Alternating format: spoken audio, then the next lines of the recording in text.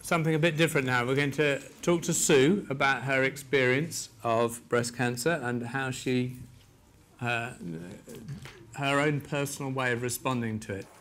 So the thing I wanted to talk to Sue about particularly is the whole mental, spiritual, emotional arena and its role in cancer. Now I know Sue's done a lot more than just that part of it, but she's taken a particular interest in that, and that's why I wanted to talk to her about it.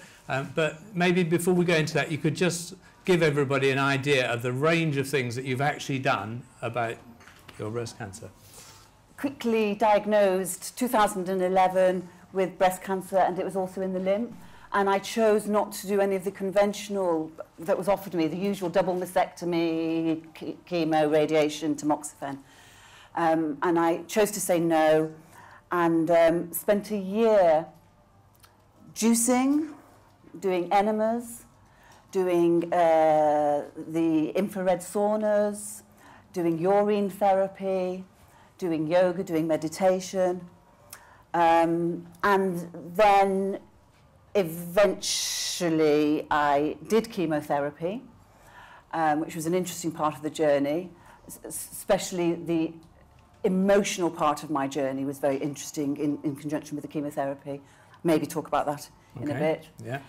And I've done cannabis oil, and I've done 1,000,000 trillion supplements, squeaky clean diet. I've done, I went to Germany and I did light therapy and intravenous, what is it, oxygen therapy.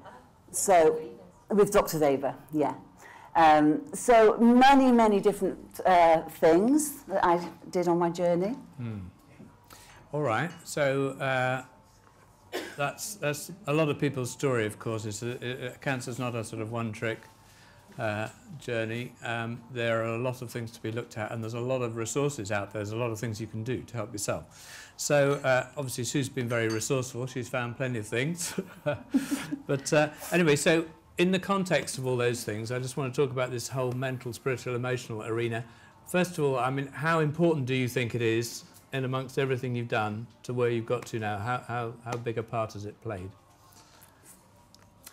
I think I need to possibly go back a few steps to the point in which I was going to find out my diagnosis. Obviously, there's kind of fear around that day when you're going to be told that your life potentially is going to take a radical change. But there was also a very unusual for me thought that came into my mind on this day, and the thought was, what if it's not cancer? Then what am I going to do? Because a huge part of me knew I needed to change my life. I knew my life wasn't what my higher self wanted it to be.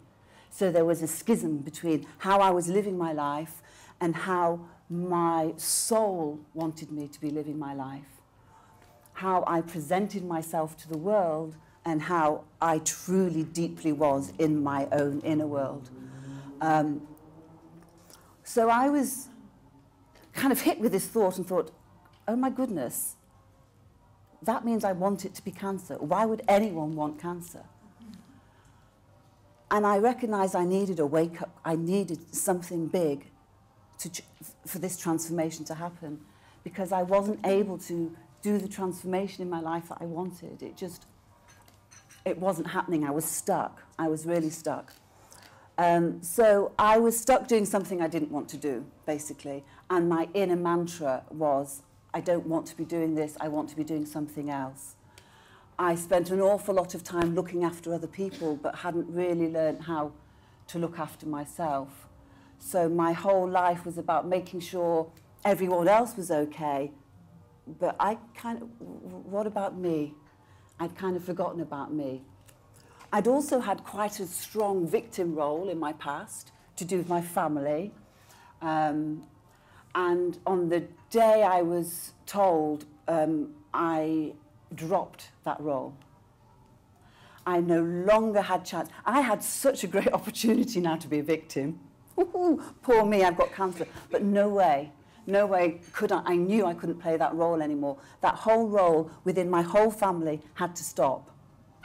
But that actually takes quite a long time because these things are so deep.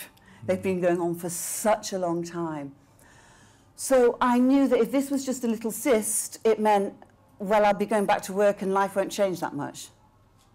But if this was something that I had to work on, it meant I have to make the transformations in my life that I truly, truly want. And I didn't want to be living the life that I was living 2 years prior to the cancer. So for me, it was a matter of really deeply, deeply looking at what it was. What are my belief systems? Why do I seek approval? Why aren't I good enough? Why don't I feel loved? Why don't I create the support around me that I need? Why do I feel so alone in my world? Why have I created this cancer? And I wanted to take full responsibility for it because I knew I could therefore take full responsibility for healing myself. I didn't want to cure, I wanted to heal. I wanted to heal maybe even from other lifetimes. So that was the journey I knew I had to go on. So for me, you know, I was a yoga teacher. I was living a really healthy life. I ate fantastic food. So when I was told, oh, it's what you're eating, it's like, no, that's not for me. That's, you know. Yeah, I did have coffee and cakes to supplement my, my emotional turmoil inside, but it was my emotional turmoil that was creating this. It was me not being happy and at ease within myself. I'd created an imbalance within myself. I wasn't who I knew I truly wanted to be in life. So some of the things I did, and one really interesting thing that happened on my journey is I was in India and I was feeling great. This was pre going into my bones, my liver and my lungs. And I was feeling good and I just had this thought, I want to do some Brandon Bay's journey work, which if you don't know Brandon Bay's journey work and you would like to take a note, she's worth looking into. But I've got to find a practitioner out here in Goa. How am I going to do that? So I started talking around. There was no one. Went onto the internet. She's in Mumbai in 2 days. The woman herself.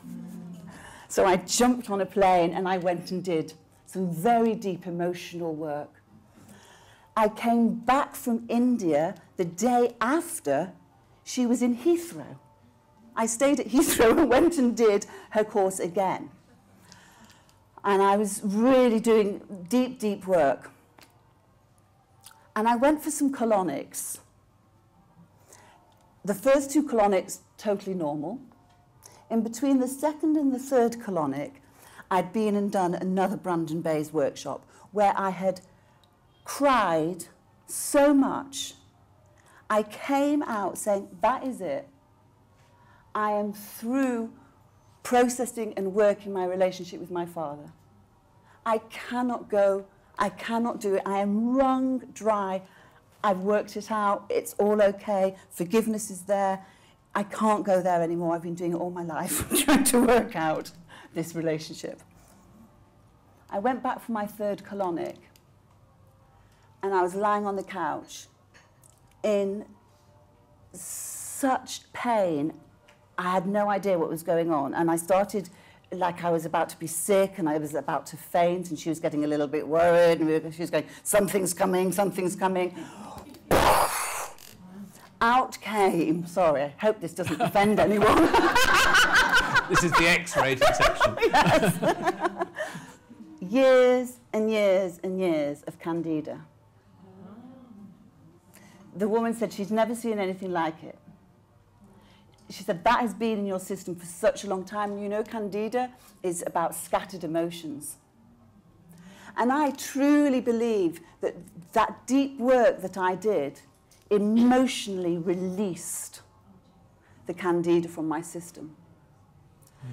I felt so light, I felt so amazing. I was like, whoa, something has shifted, something has gone. So these are just little examples of little steps on the journey.